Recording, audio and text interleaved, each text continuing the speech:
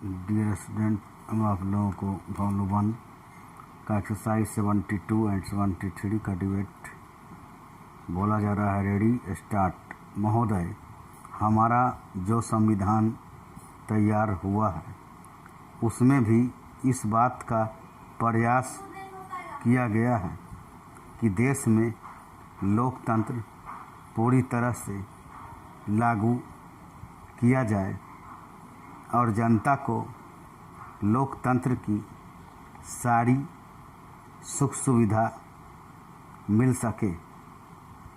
सबसे पहले मैं आपको इस बात के लिए धन्यवाद देना चाहता हूं कि आपने मुझे इस सम्मेलन में कुछ कहने का अवसर दिया है।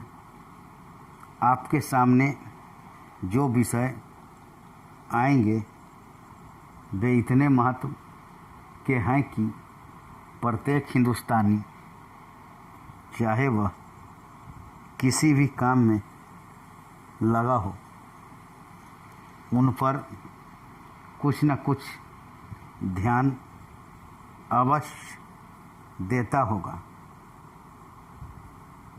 यह एक मानी हुई बात है कि बच्चा जैसा तैयार किया जाता है, बड़ा होने पर वैसा ही निकलता है।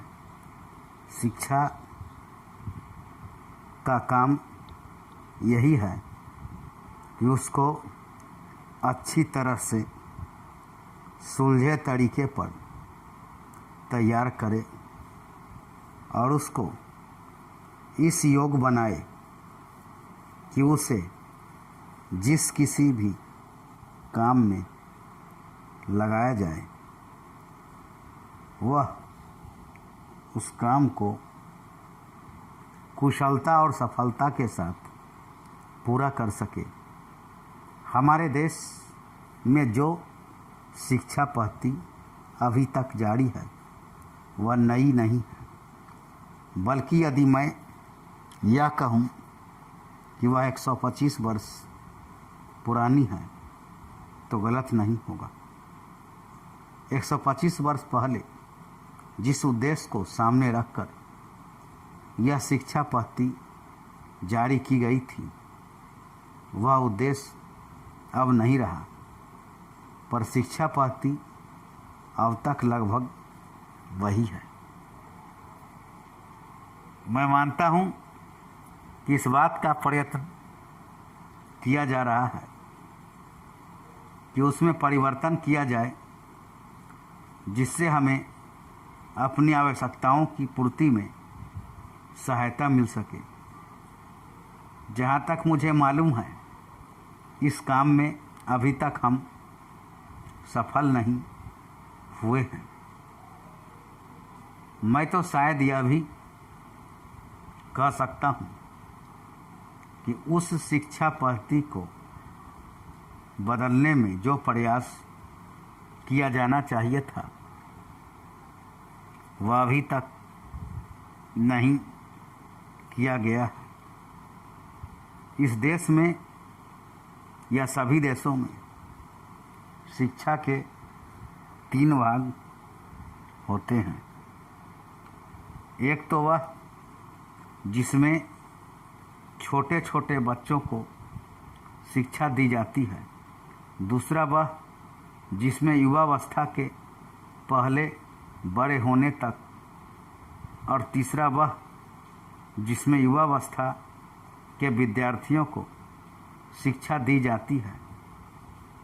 इन तीनों भागों की शिक्षा पद्धतियाँ अलग अलग हैं, परंतु वे एक दूसरे से मिलती जुलती होती हैं और एक दूसरे में जाने में कोई कठिनाई नहीं होनी चाहिए।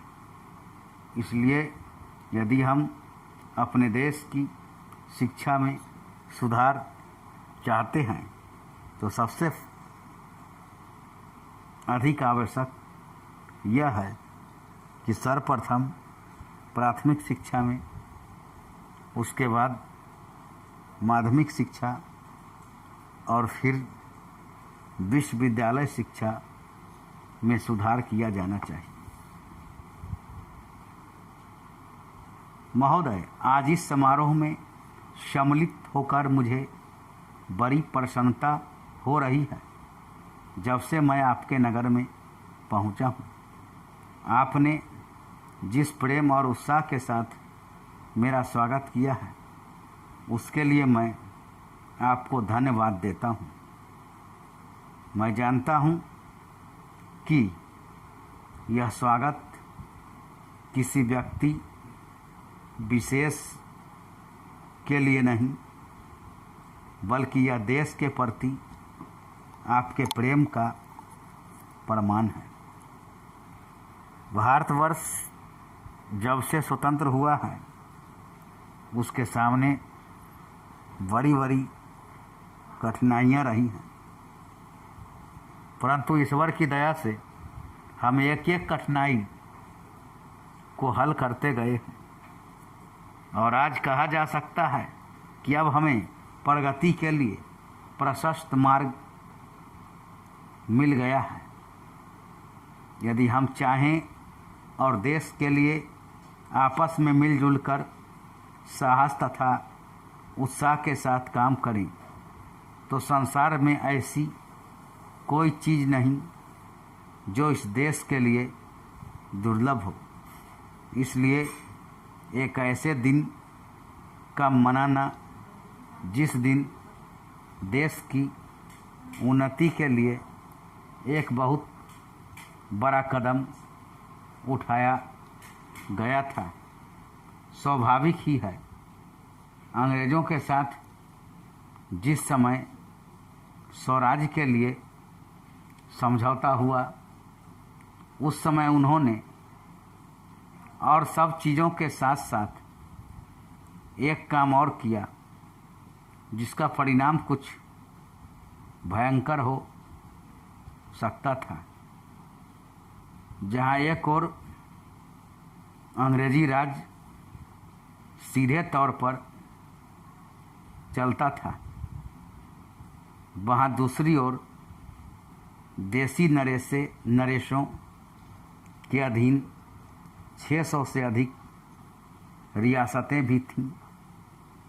ब्रिटिश सरकार ने जाते समय यह घोषणा कर दी कि ये सभी रियासतें अपने को उन सभी शर्तों और बंधनों से मुक्त समझें जो उन्होंने ब्रिटिश सरकार के साथ किए थे, और प्रत्येक का अधिकार है कि वह चाहे तो हिंदुस्तान के साथ अथवा पाकिस्तान के साथ मिल जाए या अपने को स्वतंत्र रखे। एक नीति के रूप में यह बात बिल्कुल ठीक थी, परंतु यदि हमारे देसी नरेशों के हृदय में भी वह देश प्रेम नहीं होता जो उन्होंने दिखलाया, तो संभव था कि एक भारतवर्ष के बदले आज भारतवर्ष के कई टुकड़े हुए होते। यह समस्या देश के एक भाग में अब तक तय नहीं हो पाई है, और वह भाग कश्मीर का है। उसके लिए हम अभी भी चिंतित हैं।